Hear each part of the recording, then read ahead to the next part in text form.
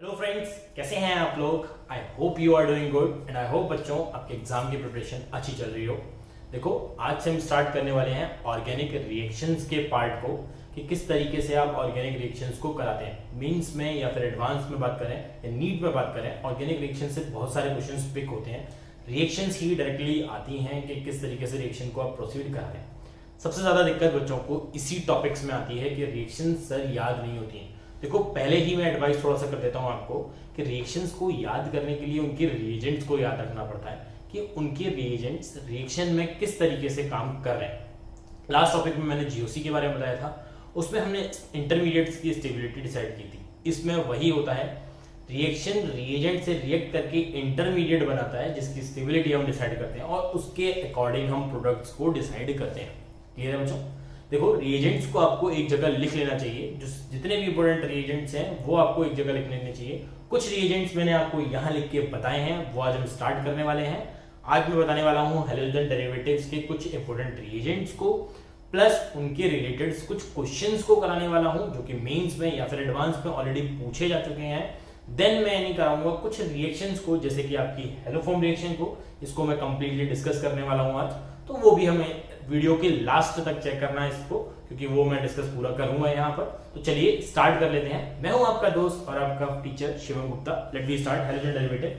देखो यार, halogen derivatives में सबसे पहले बात करते हैं हम इंपॉर्टेंट रिएजेंट्स की। ये कौन से रिएजेंट्स हैं जो हमें हैलोजन डेरिवेटिव में रिक्वायर्ड पड़ेंगे या फिर जो आगे भी यूज पड़ेंगे, जो कि रिएजेंट्स हमें याद रखने चाहिए।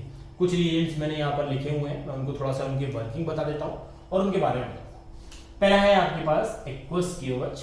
देखो, ये सब्स्टिट्यूशन करता है बेटा, सब्स्टिट्यूशन करता है। हैलोजन को सब्स्टिट्यूट करके क्या लगा देता है, RX को हटाकर क्या लगा देगा, आपका सेम रिएजेंट यूज करोगे तो ROH में कन्वर्ट कर देगा। क्लियर। सब्स्टिट्यूशन रिएक्शन करता है। एक्वस सब्स्टिट्यूशन करता है where alcoholic KOH gives elimination product. ध्यान रखना, ये एलिमिनेशन करता है, जबकि अल्कोहल की प्रेजेंस में ज्यादा स्ट्रॉन्ग बेस हो जाता है तो एलिमिनेशन होता है, मतलब डिहाइड्रोहेलोजिनेशन, रिमूवल ऑफ HBr। इस चीज का याद रखना आपको कि इसमें रिमूवल ऑफ HBr की कंडीशन आएगी। यहां पर सिर्फ Br रिमूव होगा, OH जुड़ेगा, वहां HBr का रिमूवल होगा। अल्कोहलिक के लिए एलिमिनेशन, एक्वस के लिए सब्स्टिट्यूशन। दूसरा है हमारे पास PCl5 या PCl3।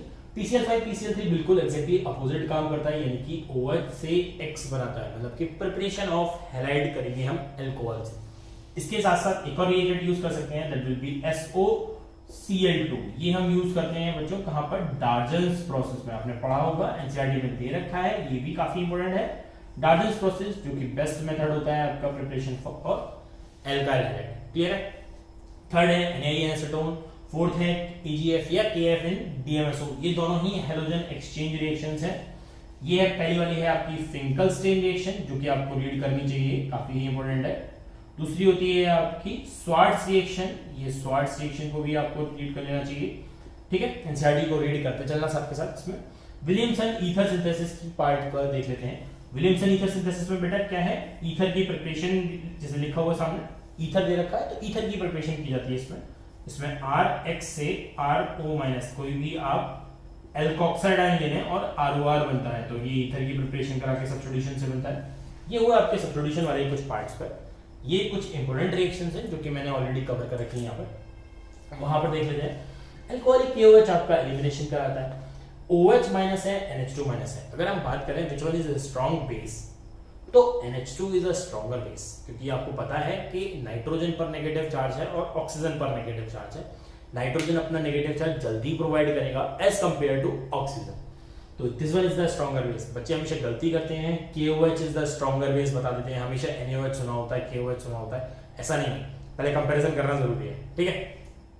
तो NH2 is the stronger base, तो ये स्ट्रॉन्गर बेस होगा, प्लस हीट है तो फिर से एलिमिनेशन होगा, तो ये स्ट्रॉन्ग बेस है तो ये भी एलिमिनेशन फेवर करता है। सेम रिएक्शन टाइप होती है, रिमूवल ऑफ HBr। क्लियर है। 8 वाला है आपका सोडियम या पोटेशियम टर्सरी ब्यूटॉक्साइड आयन। ये भी एलिमिनेशन देता है, जिसमें ऊपर वाले आपके सेडजेफ एल्कीन मेजर देते हैं। ध्यान रखें, सेडजेफ एल्कीन या most stable alkene will be the major, जिसमें कि tertiary butoxide ion Hofmann's alkene is major. मैं आपको यहाँ पर काफी चीजें डिटेल में नहीं बता पा रहा हूँ, बट आपको ये चीजें पता होनी चाहिए कि ये आपका बल्की बेस है जो कि हॉफमैन्स एल्कीन मेजर देता है। ये आपके नॉर्मल बेसिस हैं जो कि आपके सेट्स ऑफ एल्कीन को मेजर देते हैं, तो ये ध्यान रखें इस चीज का। नेक्स्ट है आपकी हेलोफॉर्म रिएक्शन। हेलोफॉर्म रिएक्शन के लिए मतलब कि प्रिपरेशन ऑफ CH3 CHBr3 या फिर CHCl3 इनकी प्रिपरेशन करनी होती है। ध्यान रखें CH3 मतलब कि येलो पीपीटी, ये है आपकी येलो, ये होती है आपकी पेल येलो, ये होती है आपकी व्हाइट पीपीटी जो कि सुंघाने के लिए काम आती है, बेहोश करने के लिए सिंपली, ठीक है। अब हेलोफॉर्म का अगर हम पार्ट देखें कि हेलोफॉर्म के लिए कहां पर हम यूजेस करते हैं, तो यूज होता है आपका आइसोसाइनाइड में। हेलोफॉर्म इसका मतलब ये नहीं है कि क्लोरोफॉर्म को हमेशा बेहोश करने के लिए यूज करते हैं, आइसोसाइनाइड में बनाने के लिए भी यूज करते हैं, तो उसके लिए भी हम इसको यूज कर सकते हैं। ओके, चलो अब मैं बात करता हूं कुछ रिएक्शंस की, या फिर मैं कहूं कि कुछ एग्जांपल्स को लेने वाला हूं। तो एग्जांपल्स स्टार्ट करते हैं। इस पर देखो बहुत ही सारे इस पर एग्जांपल्स हमेशा आते हैं, तो पहले तो आप ये रिएजेंट्स को कहीं लिख लें, वो आपके लिए ज्यादा अच्छा होगा, पॉज करके वो आप बेटर होगा बेटा। नोट्स जितना अच्छे होंगे वो उतना ही फायदा करेंगे। चलिए अब इसके रिगार्डिंग कुछ क्वेश्चंस को करते हैं बेटा, जो कि काफी इंपॉर्टेंट है। क्वेश्चन देख लेते हैं। पहला क्वेश्चन है हमारे पास, आपको रेट ऑफ रिएक्शन का ऑर्डर लगाना है। Rate of reaction for SN1 reaction. SN1 reaction के लिए आपको ऑर्डर लगाना है। ये क्वेश्चन मेंस में आ चुका है, शायद 2019 का ही क्वेश्चन है। इसको चेक कर लेते हैं। जैसे ऑप्शंस आपको दे रखे हैं, फर्स्ट ऑप्शन इज, इस तरीके से मैं बना देता हूं, ऑलरेडी PR यहां पर लगा हुआ है। द P ऑप्शन इज,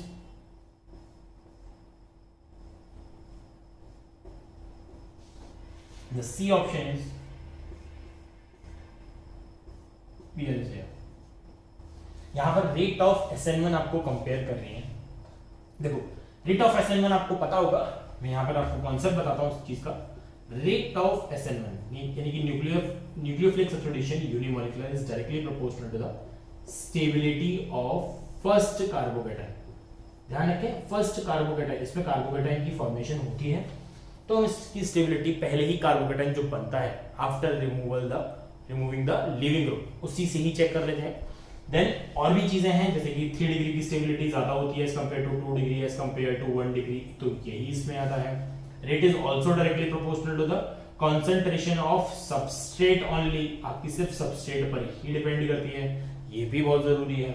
इसमें जो बनता है वो कैसा बनता है, रेसिमिक मिक्सचर की फॉर्मेशन होती है, मतलब इक्विमोलर अमाउंट में दोनों बनती है। वैसे इन्वर्जन प्रोडक्ट ज्यादा होता है क्योंकि वो SN2 का पार्ट भी कुछ हो जाता है इसीलिए, बट आइडियल केस में बात करें तो रेसिमिक मिक्सचर आपको फॉर्म हो सकता है। चलिए क्वेश्चन पर आते हैं। अब आपको देखना है कि किसमें रेट ऑफ रिएक्शन SN1 की ज्यादा होगी, तो आप क्या करें, Br को हटा दें। अब Br को वहां से हटा दें after removing the leaving group. जो कार्बोकेटाइन बनता है, कार्बोकेटाइन कहां बनेगा आपका, इस पॉइंट पर बनेगा। कार्बोकेटाइन इस केस में इस पॉइंट पर बनेगा, कार्बोकेटाइन इस केस में इस पॉइंट पर बनेगा, ठीक है। अब आपको याद करना है GOC का पार्ट, जो कि मैंने लास्ट वीडियो लेक्चर में बताया था। देखो कार्बोकेटाइन की स्टेबिलिटी डिसाइड की जा सकती है +H +M और +F से। तो देख लेते हैं कौन से इफेक्ट्स लग रहे हैं। इस पॉजिटिव चार्ज के लिए ये है अल्फा कार्बन, तो यहाँ कितने कार्बन है, 2 अल्फा हाइड्रोजन से, ठीक है। यहाँ ये पॉजिटिव चार्ज रेजोनेंस स्टेबलाइज है इस पाई बॉन्ड के साथ, प्लस इसके साथ भी इसके पास कितने हाइड्रोजन है, ये अल्फा है, तो 3 अल्फा हाइड्रोजन इसके पास यहाँ भी इसको मिलेंगे। क्लियर। इसके बाद यहाँ पर देखें Br यहाँ पर दे रखा है, यहाँ पर पॉजिटिव चार्ज हमने बनाया, तो यहाँ पर इसका अल्फा है और यहाँ पर इसका अल्फा है, तो यहाँ पर मुझे पता दिख रहे हैं 2 अल्फा हाइड्रोजन है और यहाँ पर टोटल 3 अल्फा हाइड्रोजन है, तो मेरे पास टोटल कितने आए बेटा, टोटल 5 अल्फा हाइड्रोजन ऑब्टेन हो जाएंगे यहाँ पर। अब स्टेबिलिटी का ऑर्डर मेरे लिए बहुत आसान है, यहाँ पर मुझे रेजोनेंस होता हुआ दिखा है, तो इसमें 5 अल्फा हाइड्रोजन है, इस पर 2 अल्फा हाइड्रोजन, तो सबसे ज्यादा स्टेबिलिटी किसकी आएगी बेटा, स्टेबिलिटी का जो ऑर्डर आने वाला है आपको क्लियर हो गया होगा। सबसे पहले आएगा P, देन आएगा आपका C, देन आएगा आपका A। बिल्कुल यही ऑप्शन आपको मिलने वाला है, P, C, देन A। बहुत ही सिंपल है। Stability of carbocation is decided by the resonance effect या हाइपर कॉन्जुगेशन या इंडक्टिव इफेक्ट। चलिए एक और इस तरीके का क्वेश्चन हम कर लेते हैं SN1 पर ही। चलिए स्टार्ट करते हैं, नेक्स्ट क्वेश्चन को देखिए। तो नेक्स्ट क्वेश्चन है आपके पास, इंक्रीजिंग रेट ऑफ SN1 में आपको लगाना है। ध्यान रखें 2019 में आ चुका है ये ऑलरेडी क्वेश्चन, बहुत ही सिंपल है, फिर से चेक कर लेते हैं। आपको इंक्रीजिंग रेट ऑफ SN1 लगाना है, आयोडीन दे रखा है, यानी कि आयोडीन आपका किस तरीके से बेटा, लीविंग ग्रुप की तरीके से काम करेगा, प्लस बेंजीन के ग्रुप्स दे रखे हैं जहां पर ये लगे हुए हैं। अगर मैं इसको यहां से हटाऊं, इस पर पॉजिटिव चार्ज मिलेगा, यहां से हटाइए, इस पर पॉजिटिव चार्ज बनेगा, इससे हटाइए, इस पर पॉजिटिव चार्ज बनेगा, इससे हटा दीजिए, इस पर पॉजिटिव चार्ज बनेगा। ठीक है, अब ये question simply rate of SN1 नहीं रहा है, ये हो गया है स्टेबिलिटी ऑफ कार्बोकेटाइन का, जो कि बहुत ही सिंपल होता है। पॉजिटिव चार्ज की स्टेबिलिटी जो इलेक्ट्रॉन रिलीजिंग ग्रुप होंगे उससे ज्यादा स्टेबल होगा। अगर मैं इसके लिए देखूं तो यहाँ पर ये ऑर्थो मेटा पैरा, ये कौन सा इफेक्ट लगाएगा बेटा, प्लस M लगाएगा और माइनस I लगाएगा, जिसमें plus M is dominating over minus. सही है, ये यहाँ पर है Me है, या फिर इसको CH3 लिख दीजिए। CH3 इस पर कौन सा इफेक्ट लगाएगा बेटा, प्लस H लगाएगा और प्लस I लगाएगा, where plus H is dominating over plus. यहाँ प्लस M लग रहा है, यहाँ प्लस H लग रहा है। इसकी रेस्पेक्ट में ये ऑर्थो और ये मेटा पोजीशन पर है, तो इसका प्लस M काम नहीं करेगा क्योंकि ऑपरेट मेटा पोजीशन पर नहीं होता है। बचा कौन सा रहेगा, माइनस का I इफेक्ट ऑपरेट करेगा। इस वाले के लिए कोई भी ग्रुप नहीं है, तो सिर्फ यहीं पर है। बाकी के इसके अल्फा हाइड्रोजन से, बाकी का स्ट्रक्चर सेम है, इसीलिए मैंने चीजें और कंपेयर ही नहीं की, जस्ट कि इनकी वजह से जो चेंजेस आ रहे हैं उनको कंपेयर करने वाला हूं। अब मुझे सिंपली दिख रहा है कि सबसे ज्यादा स्टेबिलिटी बच्चों किसकी होने वाली है, डी वाले की, क्योंकि उसमें प्लस M क्या है, डोमिनेटिंग होगा, तो सबसे पहले क्या आएगा, डी आ जाएगा आपका। देन इसके बाद इन चारों में कौन सा आएगा, देखो यहाँ प्लस H है, यहाँ माइनस I है, plus H is dominating, then आएगा आपका C आ जाएगा ऑर्डर में। उसके बाद कौन सा आएगा बेटा, B आएगा या A आएगा, क्योंकि इसकी स्टेबिलिटी कम है, इसकी इससे ज्यादा होगी, देन A आ जाएगा। इसके बाद आएगा आपका P। तो this is the correct answer. आपको ध्यान रखना चाहिए, कार्बोकेटाइन की स्टेबिलिटी चेक करने के, बस चेक करने का ही पार्ट है, कुछ भी SN1 का पार्ट नहीं है। ठीक है, तो चलिए नेक्स्ट क्वेश्चन ले लेते हैं। नेक्स्ट क्वेश्चन देखिए, नेक्स्ट क्वेश्चन स्टार्ट करते हैं। हमारे पास है थर्ड क्वेश्चन। क्या है क्वेश्चन, पढ़ लेते हैं। Which of the following upon treatment with tertiary butoxide ion. ध्यान रखें, अभी मैंने बताया था आपको टर्सरी ब्यूटॉक्साइड आयन की वर्किंग क्या होती है, एलिमिनेशन करता है, followed by addition of bromine water, fails to decolourise the colour of bromine. मतलब कि अगर उसके बाद ब्रोमीन वाटर ऐड कराया है तो वो कलर शो नहीं कर रहा, इसका मतलब वो रिएक्शन नहीं दिया है। तो इसका मतलब ये हुआ कि वो एल्कीन बना ही नहीं। आपको कंपाउंड्स में आपको ये पहचाना है कि टर्सरी ब्यूटॉक्साइड आयन के बाद ऐसा कौन सा एल्कीन बना है जिससे कि Br2 रिएक्ट नहीं किया। बहुत ही अच्छा क्वेश्चन है, कॉन्सेप्ट के बेस पर आप चेक करो। सारे एग्जांपल्स को आपको रिएक्शन करा देनी चाहिए। अगर मैं यहाँ पर चेक करूं, ये Br है, इस पर यहाँ पर हाइड्रोजन है, यानी कि यहाँ पर क्या होगा, एलिमिनेशन हो जाएगा, H और Br का रिमूवल हो जाएगा, तो यहाँ क्या बनेगा आपका डबल बॉन्ड फॉर्म हो जाएगा। क्लियर, डबल बॉन्ड फॉर्म हो जाएगा तो Br2 का एडिशन पॉसिबल है। इसका मतलब एल्कीन पर Br2 का एडिशन हो जाएगा, तो यहाँ कलर शो कर देगा। अगर डीकलराइज हो जाएगा, ब्रोमीन वाटर से कलरलेस हो जाता है ना, टेस्ट फॉर अनसैचुरेशन, वो यहाँ हो जाएगा। अगर यहाँ बात करें तो देखिए इस कार्बन के बाद में अल्फा कार्बन, मतलब मेरे पास इस पे अल्फा कार्बन है ही नहीं, एब्सेंट है, यानी कि अल्फा हाइड्रोजन होगा वो भी प्रेजेंट नहीं होगा, तो इसका मतलब एलिमिनेशन वाला पार्ट इसमें होगा ही नहीं। एलिमिनेशन इसमें पॉसिबल ही नहीं है, क्योंकि भाई जब अल्फा हाइड्रोजन ही नहीं है तो एलिमिनेशन होगा नहीं, और एलिमिनेशन होगा नहीं तो Br2 रिएक्ट करेगा किससे, जब एल्कीन ही नहीं बनेगा। रिमेंबर इट कि एल्कीन Br2 कभी भी बेंजीन के पाई बॉन्ड्स के साथ रिएक्शन नहीं करता, वो रिएक्शन करता है तो सिर्फ एल्कीन के साथ या एल्काइन के साथ। बेंजीन के साथ इसका कलर शो नहीं होता है, वो उसकी प्रॉपर्टीज के साथ है। ब्रोमीन का एडिशन होगा तो तीनों ही पाई बॉन्ड पर होगा, अदरवाइज नहीं होगा, वो भी हाई टेम्परेचर पर होता है, और एल्कीन पर नॉर्मल टेम्परेचर पर हम रिएक्शन करा लेते हैं। ठीक है, अब इस पर चेक करें तो देखो यहाँ पर भी सेम केस है। इसके रेस्पेक्ट में यहाँ पर अल्फा हाइड्रोजन आपको फिर से प्रेजेंट मिलेगी, यहाँ पर Br है, डबल बॉन्ड यहाँ बन जाएगा, Br2 फिर से यहाँ ऐड हो सकता है, तो इस पर भी वो टेस्ट हो जाएगा, वो मना कर रहा है टेस्ट देने की। Br यहाँ पर है और H यहाँ पर फिर से मिल जाएगा, यानी कि डबल बॉन्ड यहाँ भी बन जाएगा, यानी कि ये भी टेस्ट दे देगा। तो आपके पास कौन सा आंसर आया बेटा, सी। ध्यान रखें, क्वेश्चन को ढंग से समझ लें, मींस में पहले आ चुका है तो काफी अच्छा क्वेश्चन है, ये फिर से पिक कर सकते हैं। हो सकता है इसमें ये पूछें कि भाई अनसैचुरेशन कितना होगा, या क्वेश्चन को घुमा के कुछ भी पूछ सकते हैं। ठीक है, नेक्स्ट क्वेश्चन स्टार्ट करते हैं। क्वेश्चन नंबर 3 हो चुका है, क्वेश्चन नंबर 4 को देखिए। चलिए नेक्स्ट क्वेश्चन है बच्चों, देखो नेक्स्ट क्वेश्चन आपको दे रखा है सामने, the major product of the following reaction is. कौन सा आपका मेजर प्रोडक्ट बनने वाला है for the given reaction, check कर लेते हैं। बहुत ही सिंपल है, आपको बेंजीन पर एक फ्लोरीन दे रखा है, एक Br दे रखा है, यहाँ पर जो हेलोजेंस हैं जो लीविंग ग्रुप की तरह काम करते हैं, यहाँ NO2 है और CH3। आपको यहाँ पर न्यूक्लियोफाइल दे रखा है, दिख रहा है हमें यहाँ पर, ये न्यूक्लियोफाइल है और न्यूक्लियोफिलिक सब्स्टिट्यूशन को फॉलो करने वाला है। अब आपको ऑप्शंस दे रखे हैं प्यारे प्यारे, अब आपको पहचानना है कि भाई कौन सी चीज हटेगी और कहां पर ग्रुप लगने वाला है, ये आपको पहचानना है।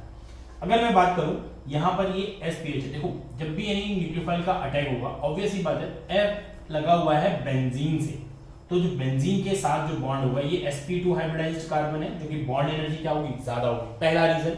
दूसरा रीजन यहाँ पर पार्शियली डबल बॉन्ड कैरेक्टर भी आएंगे, ये दूसरा रीजन इसके लिए, पार्शियली डबल बॉन्ड कैरेक्टर होंगे तो ये वाला बॉन्ड नहीं टूटेगा।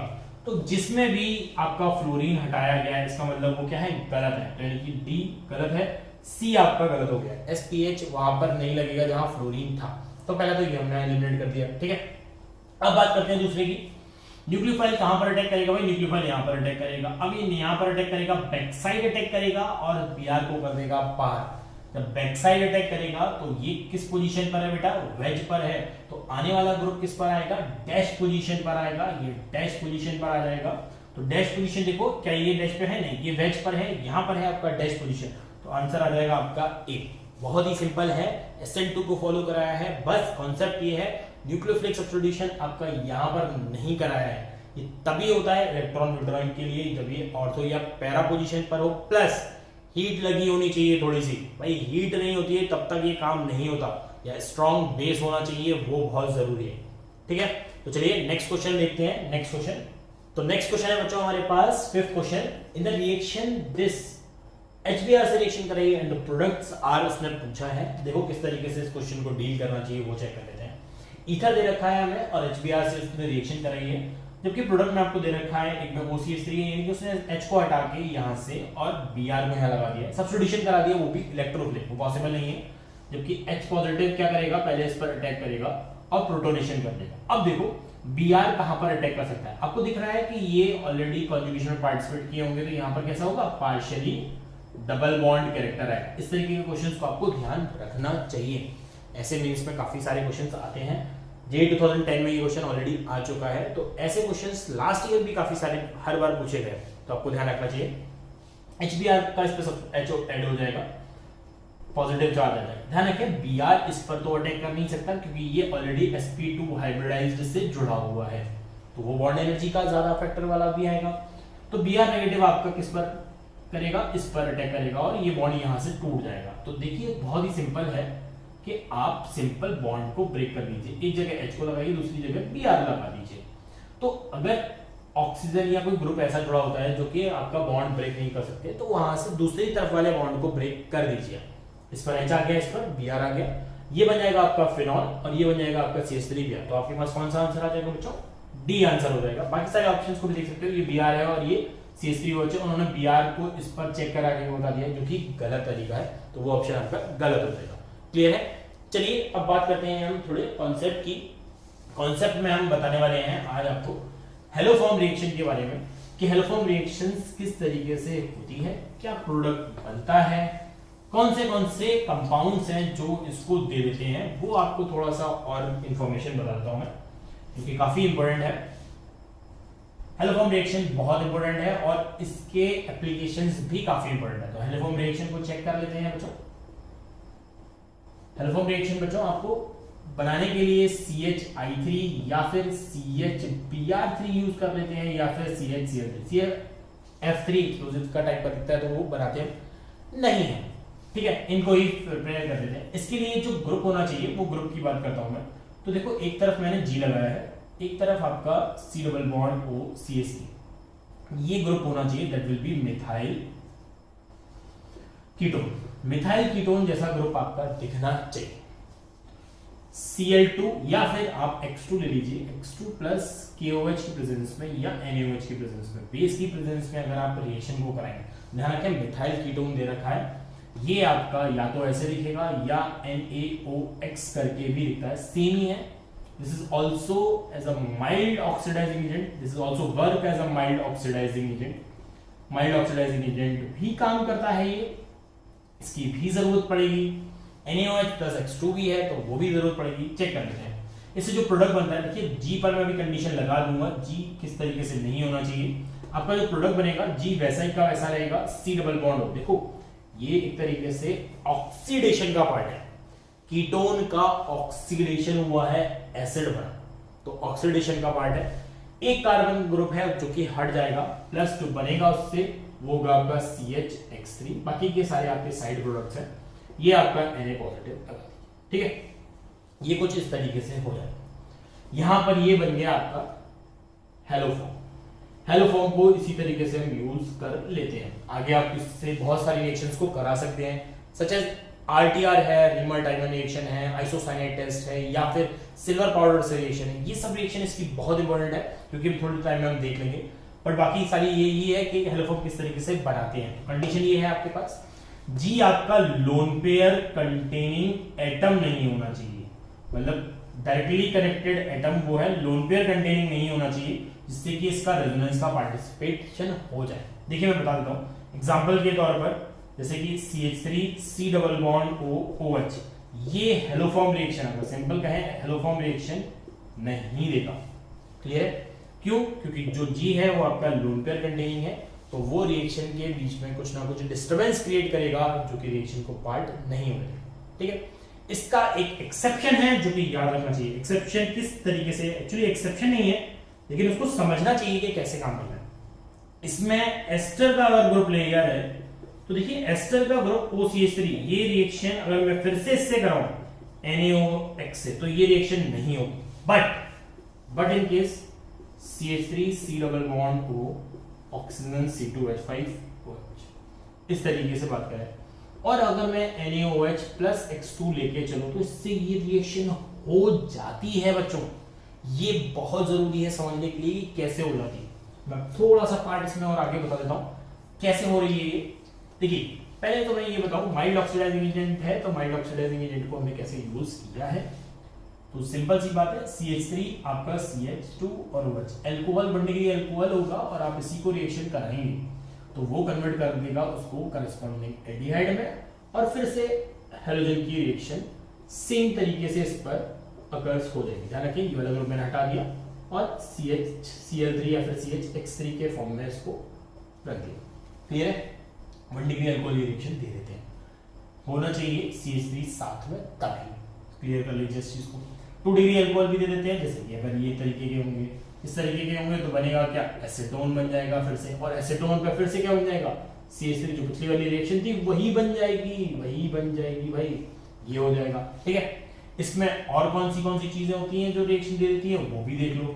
जैसे कि अगर मैं बात करूं CH3 CH2 और X लगा दिया मैंने इस पर, और इसकी रिएक्शन मैंने NaOH प्लस X2 से कराई। अब आप कहोगे भाई कि भाई हमने तो मिथाइल कीटोन ही पढ़ा था, लेकिन ये कैसे आ गया। यहां क्या लगा हुआ है बच्चों, देखो X लगा हुआ है, Br लगा दो, OH माइनस सबसे पहले सब्स्टिट्यूशन करेगा, SN2 रिएक्शन देगा।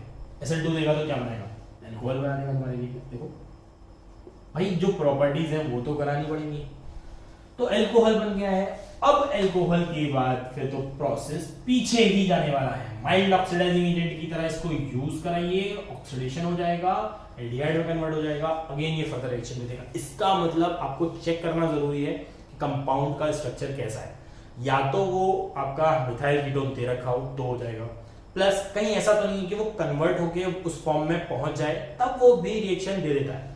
बात करें इस चीज की, यहां पर NaOH आपका C2H5OH से, देखो इस पर रिएक्शन होती, और इस पर ये पहले हाइड्रोलिसिस करेगा बेसिक मीडियम में, और इस O(C2H5) को बाहर कर देगा। समझ में आया? ये होगी nucleophilic substitution, addition elimination type. Group पहले ऐड होगा, इसको हटा देंगे, सब्स्टिट्यूशन है सिंपल, तो आपका जो बनेगा that will be CH3 C double bond OH, hydrolysis करा दीजिए आप, हाइड्रोलिसिस करा के क्या बन जाएगा, एल्कोहल। अब देखो क्या बना है, CH3 CH2OH, और मैं पहले भी चेक कर चुका हूं इसको यहीं पर कि ये रिएक्शन फिर से फर्दर हो जाएगी। तो इस चीज का ध्यान रखना बहुत जरूरी। इस केस में रिएक्शन हो जाएगी चाहे लोन पेयर कंटेनिंग ग्रुप क्यों ना हो, आप देख इसको रहे हो, रिएक्शन इससे कराने वाले हैं। क्लियर है? वो चीज मैंने यहाँ नहीं करी, क्योंकि यहाँ जो बनेगा वो होगा आपका मिथेनॉल, और मिथेनॉल इसकी रिएक्शन को दे नहीं पाएगा। क्लियर है? तो आई होप कि आपको यानी हेलोफॉर्म रिएक्शन कंप्लीट समझ में आ गई होगी। अब मैं कराता हूँ इसके बेसिस पर एक क्वेश्चन को ले लेने वाला हूँ बच्चों, उसको चेक कर लेते हैं कि किस तरीके से हम इसके क्वेश्चन को डील करते हैं। तो चलिए क्वेश्चन को चेक कर लेते हैं। उससे पहले मैं आपको इसके कुछ एग्जाम्पल से पहले आपको इसके एप्लीकेशंस के बारे में बताता हूं, जो कि ज्यादा इंपॉर्टेंट है। वो बहुत ज्यादा है। फिर एक साथ हम इनके एप्लीकेशंस के बाद क्वेश्चंस को चेक करते हैं। तो देखिए एप्लीकेशंस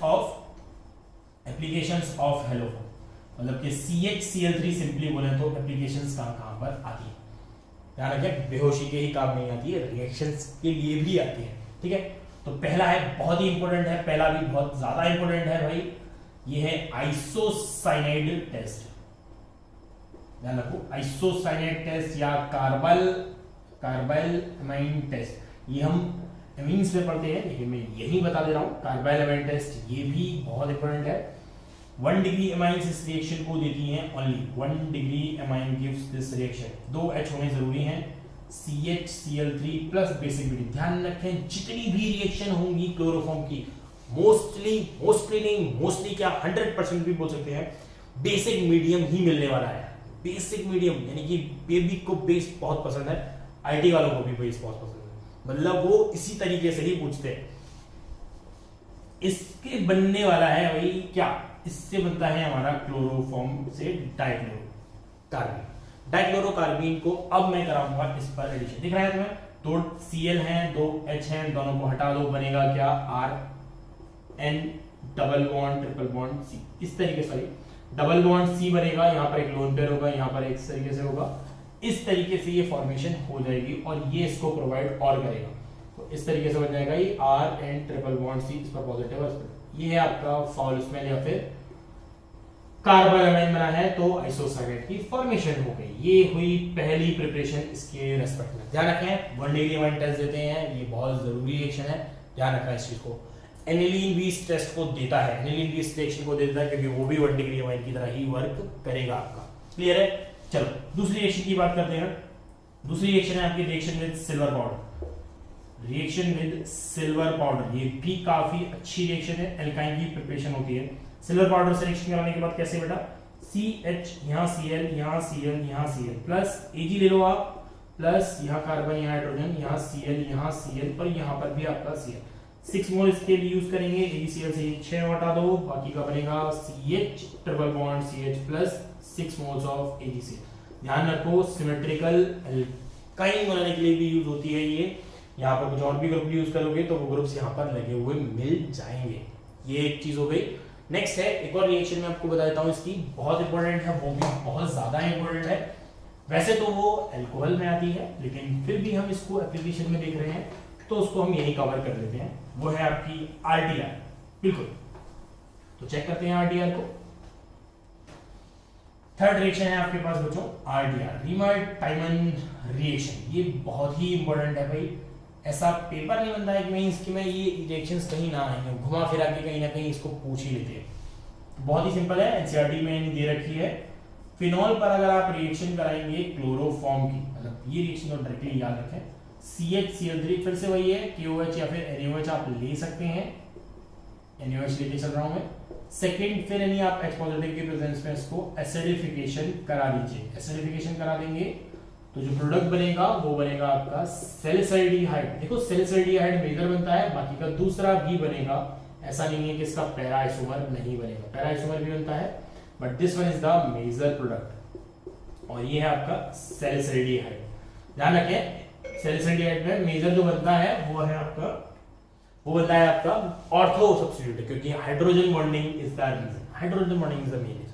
ठीक है, अगर एक भी ऑर्थो पोजीशन ऑक्यूपाइड होगी, if any one ortho position is occupied by other group then para will be the measure, ये आपको ध्यान रखना चाहिए। ठीक है, तो ये आपकी तीनों रिएक्शंस हो गई हैं, ये बहुत ही इंपॉर्टेंट रिएक्शन, इसको ध्यान रखिएगा। अब मैं कराता हूं कुछ क्वेश्चंस को, तो चलिए क्वेश्चंस को देख लेते हैं। नेक्स्ट क्वेश्चन है हमारे पास बच्चों, अ सॉल्यूशन ऑफ नेगेटिव, जो कि आपका ऑप्टिकल रोटेशन को बताता है, 1 chloro 1 phenyl ethane on toluene racemize slowly in presence of a small amount of SbCl5। देखो पहले इसका स्ट्रक्चर बना लेते हैं। 1 chloro 1 phenyl ethane का स्ट्रक्चर कैसा होगा, CH3 1 पर ही लगा हुआ है बेटा, क्लोरीन 1 पर ही लगा हुआ है PH और एक होगा H। ये है आपका स्ट्रक्चर 1 chloro 1 phenyl ethane का। टॉलिन की प्रेजेंस में रेसिमाइज कर रहा है, रेसिपी मिक्सचर में कन्वर्ट हो रहा है, स्मॉल अमाउंट ऑफ SbCl5। देखो SbCl5 लुईस एसिड है और इसकी प्रेजेंस में रेसिमाइज कर रहा है। आप खुद सोचो, रेसिमाइज करने के लिए एक फॉर्म दे रखी है, मेरे पास कोई एक फॉर्म दे रखी है, मैं ऐसे बना दूं जो कि नेगेटिव फॉर्म है, यानी कि एक ही रोटेशन होगा, या तो नेगेटिव होगा, मतलब या तो एंटी क्लॉकवाइज होगा या क्लॉकवाइज होगा। नेगेटिव दे रखा है तो एंटी क्लॉकवाइज होगा। तो एक फॉर्म दे रखी है। अब इसके बाद ये रेसिपिंग मिक्सचर में बनाया, तो कहीं ना कहीं इसका कॉन्फ़िगरेशन होगा वो बिगड़ेगा। मैं अब सिंपली बात करूं, अगर मुझे SN2 करानी है तो वो वर्ल्ड इन्वर्जन जाएगा, तो नेगेटिव से वो पॉजिटिव में कन्वर्ट कर देगा। बट अगर मैं SN1 की बात करूं तो SN1 में चीजें रेसिमाइज होती हैं, और रेसिमाइज होती हैं तो बनता क्या है इंटरमीडिएट आपका कार्बोकैटायन। बिल्कुल, तो ये क्या करेगा, इस Cl को ले लेगा और जो कन्वर्ट करेगा वो बनेगा कार्बन पर पॉजिटिव चार्ज, यहाँ H और ये PH, और देन आगे फिर से अगर Cl नेगेटिव अटैक कर लेता है इस पर, तो ये चीजें रेसिमिक मिक्सचर के फॉर्म में कन्वर्ट हो जाएगी। PH प्लस दूसरा भी बनेगा CH3, Cl नीचे कर देते हैं, H ऊपर और PH, ये आपका रेसिमिक मिक्सचर के फॉर्म में हो जाएगा। तो जो बीच में इंटरमीडिएट बना है वो बेटा किस तरीके का है, कार्बोकैटायन है। तो ये क्या बनाएगा, due to the formation of carbocation. इसका आंसर हो जाएगा आपका कार्बोकैटायन। क्लियर है? चलिए नेक्स्ट क्वेश्चन देखते हैं। तो नेक्स्ट क्वेश्चन है बच्चों हमारे पास, among the following the one that give positive iodoform on reaction with I2 and NaOH is। आपके पास कंपाउंड्स दे रखे हैं, आपसे पूछा गया है कि कौन सा कंपाउंड आपका हेलोफॉर्म रिएक्शन, ध्यान रखें I2 के साथ जब भी NaOH दे रखा है तो हेलोफॉर्म रिएक्शन ध्यान रखनी चाहिए। हेलोजन के साथ कभी भी बेस दे दे तो आपको हेलोफॉर्म रिएक्शन ध्यान आनी चाहिए, हमेशा ये याद रखें। अब देखो मैंने आपको कंडीशन बताई थी मिथाइल कीटोन होना चाहिए। अल्कोहल दे रखे हैं मुझे यहाँ पर सारे, तो अल्कोहल को मुझे ऑक्सीडाइज करा के सोचना पड़ेगा कि वो ऑक्सीडाइज करने के बाद उस तरीके का फॉर्म दे रहा है कि नहीं। तो मैं अगर इसको देखूं, अगर इसको ऑक्सीडाइज कराऊंगा तो यहाँ क्या मिथाइल कीटोन मिलेगा मुझे, नहीं। अगर मैं इसको ऑक्सीडाइज कराऊंगा तो क्या बेटा मुझको साइड में मिथाइल कीटोन मिलेगा, नहीं। इसको ऑक्सीडाइज कराऊंगा तो ये क्या मिल जाएगा, डबल बॉन्ड O और यहाँ CH3, क्या यहाँ से मिथाइल कीटोन मिल गया, यस। तो यहाँ पर मुझे मिथाइल कीटोन की फॉर्मेशन हो जाएगी। ध्यान रखें माइल्ड ऑक्सीडाइजिंग एजेंट की तरह बिहेव करता है, अल्कोहल को करस्पॉन्डिंग कार्बोनाइल कंपाउंड में भेज सकते हैं। L1 डिग्री है तो एल्डिहाइड में, 2 डिग्री है तो कीटोन में 3 डिग्री के साथ माइल्ड ऑक्सीडाइजिंग एजेंट रिएक्शन नहीं करते। क्लियर? डी वाला लिख लेते हैं। डी वाला जो कंपाउंड दे रखा है आपको कुछ इस तरीके से है, बीच में है, यहाँ CH2 है, कीटोन बन भी जाएगा बट वो रिएक्शन नहीं देगा, तो ये भी रिएक्शन नहीं देगा। तो last answer is C, answer इस पे करेक्ट हो जाएगा। तो देखिए ये हो गया आपका माइल्ड ऑक्सीडाइजिंग एजेंट के पर्पस पे। चलिए एक और क्वेश्चन कर लेते हैं। देखिए नेक्स्ट, चलिए बात करते हैं लास्ट क्वेश्चन की, किस तरीके से इसको करना है। देखो दे रखा है the reaction of chloroform with alcoholic KOH and paratoluidine form. अब बात है कि अल्कोहलिक KOH दे रखा है, क्लोरोफॉर्म दे रखी है और पैराटोलिडीन दे रखा है। पैराटोलिडीन पहले हम बना लेते हैं। पैराटोलिडीन मतलब कि टॉलिन प्लस आइन का मिक्सचर। एनिलीन से आता है INE और टॉलिन से आता है CH3, पैरा पोजीशन पे है एक दूसरे के, तो ये आ गया हमारे पास पैराटोलिडीन। नेक्स्ट है रिएक्शन कराइए आपकी KOH की प्रेजेंस में प्लस क्लोरोफॉर्म से। देखो भाई अब आया क्लोरोफॉर्म का एप्लीकेशन कि क्लोरोफॉर्म से रिएक्शन कराने के बाद क्या बनेगा। मैंने अभी आपको बताया एरोमेटिक एमीन्स क्लोरोफॉर्म बनाएगा क्या, कार्बीन बनाएगा। कार्बीन में कभी कभी ये भी पूछ लेते बेटा कि कार्बीन इंटरमीडिएट क्या बनेगा इस रिएक्शन में, तो वो भी बताया रखना चाहिए यार। कार्बीन बनता है इसमें इंटरमीडिएट, ठीक है। ये हाइड्रोजन हटा दो, ये Cl हटा दो, ये दोनों बॉन्ड बन जाएंगे, दोनों के बीच में बॉन्ड बन जाएगा। ये कौन सा टेस्ट हुआ, फिर से आइसोसाइनेट वाला टेस्ट हुआ, तो ये NC का फॉर्म बन जाएगा। NC का फॉर्म ढूंढो कहां है बेटा, ये CN है, यहाँ CH, ये इंटरमीडिएट है, ये इंटरमीडिएट का काम नहीं है। ये आपका डाइजोटाइजेशन कराया तो ये गलत है, ये है आपका NC, ये आपका आइसोसाइनाइड मेरे पास फिर से मिल गया है मुझे, तो ये है आपका करेक्ट आंसर। क्लियर है बच्चों? तो ध्यान रखें इसमें किस तरीके से आपको रिएक्शंस को करना है। देखो अब मैं कुछ आपको इंपॉर्टेंट टिप्स बता देता हूं रिगार्डिंग कि आपको ऑर्गेनिक रिएक्शन सारी याद हो, तो आप क्या करें कि सारी रिएक्शंस के रिएजेंट्स को, मैंने आपको पहले भी बता चुका हूं, रिएजेंट्स को आप पेपर पर, एक पेपर पर आप लिख लें, वो बहुत जरूरी है। क्योंकि हर बार आप पूरी कॉपी को नहीं पढ़ सकते, कि आपके पास हो सकता है कि कंटेंट ज्यादा हो, मैं कंटेंट पूरा भी नहीं करा पाऊंगा एक साथ, तो वो भी यार बहुत इशू वाला पार्ट है कि रिवीजन के टाइम पर हमें कैसे करना चाहिए। मैं हमेशा यही करता हूँ कि हमेशा एक पेजेस पर जो भी आपका रिएजेंट है वो लिखता हूँ, प्लस उसके रेस्पेक्ट में एक रिएक्शन लिख लेता हूँ, तो जिससे कि मुझे वो याद रहेगा इन फ्यूचर भी, या कभी भी रिवाइज करूंगा मैं, उस एक एग्जाम्पल से मेरा काम हो जाएगा कि कैसे मुझे उसको रिवाइज करना है। सारी रिएक्शंस के लिए ऐसे ही करें। बाकी के कुछ रिएक्शन को बार बार रीड करने से हमें वो रिएक्शंस अडॉप्ट हो जाती है, याद हो जाती है। तो याद हो जाएंगी तो मैं उनको प्रोसेस में आगे कनेक्ट भी कर सकता हूँ कि देखो ये किस तरीके से काम कर रही है, वो किस तरीके से काम कर रही है। वो बहुत ज्यादा जरूरी है क्योंकि ऑर्गेनिक में सिर्फ डॉट्स है। डॉट्स जब तक कनेक्ट नहीं होते ना, सारे डॉट्स कनेक्ट हो जाते हैं ना, तो वो एक सर्कल कंप्लीट करते हैं। जहां से आप स्टार्ट करेंगे वहीं आप वापस आ सकते हैं। तो ये बहुत जरूरी है कि आप उन डॉट्स को कनेक्ट कर पाए, ये बहुत ही जरूरी है। मैं आपको काफी कोशिश करूंगा कि मैं यहाँ पर कुछ चीजें, बहुत सारी चीजें बता सकूं, लेकिन फिर भी स्टिल आप ही की मेहनत है, पेपर आपको देना है। तो आप इस चीज को ध्यान में रखें कि आपको कैसे रिवाइज करना है। मैं रिकमेंड यही करूंगा, पेपर पे रखें। दूसरा, जो भी आपसे गलतियां होती हैं यार, उन चीजों को, गलतियों को हमेशा नेग्लेक्ट मत करो। उन गलतियों को आप फिर कहीं ना कहीं लिखो। ये आपका बेस्ट पार्ट है यार, गलतियों को ही सुधारना चाहिए। क्योंकि जो गलतियां हो गई हैं, अगर आप उनको नहीं रिजॉल्व करोगे तो बार बार आपसे वो गलतियां होंगी। और एक ही गलती बार बार होना मतलब वो गुनाह है, वो गलती नहीं है। इस चीज को आपको दिमाग में रखना चाहिए। तो वो भी ध्यान रखें, जब भी आप एग्जाम दे रहे हो आपका दिमाग स्टैटिक होना चाहिए, सोचना चाहिए कि भाई ये काम बस मेरा ऐसे ही करना है, गलती मिस्टेक्स हो रही है, इसलिए मिस्टेक्स हो रही है, वो आज नहीं करूंगा, ऐसे सोचिए। ठीक है, आई hope you like the video. Channel को सब्सक्राइब करना ना भूलें यार। देखो वीडियो को लाइक जरूर करते हैं, चैनल को सब्सक्राइब करें। ध्यान रखें, टेलीग्राम लिंक पर हम यहाँ पर डाउट सारे हम कब एंटरटेन करने वाले हैं, इसके साथ भी मैं एक पीडीएफ को नहीं लिंक करने वाला हूँ, वो भी आपको टेलीग्राम लिंक पर मिलेगी। प्लस डिस्क्रिप्शन में भी आपको मिल जाएगी, आंसर्स उसके एक दिन बाद प्रोवाइड किए जाएंगे। डिस्कशन टेलीग्राम लिंक पर होगा। आई hope you like the video. Thank you.